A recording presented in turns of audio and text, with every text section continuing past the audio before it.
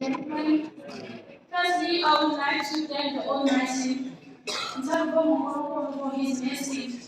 If it wasn't for His grace, we wouldn't have made it this far. Please also allow me to extend my words of gratitude to the District Mayor and the Department of Education for whose trust to the Speaker of this corner. Your commitment, your dedication, and contributions are highly appreciated.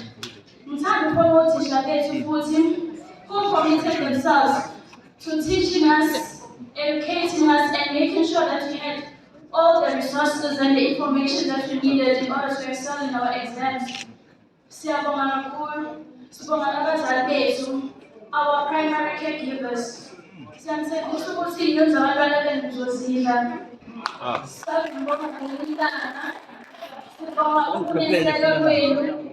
You guys have always made us your children your top priority.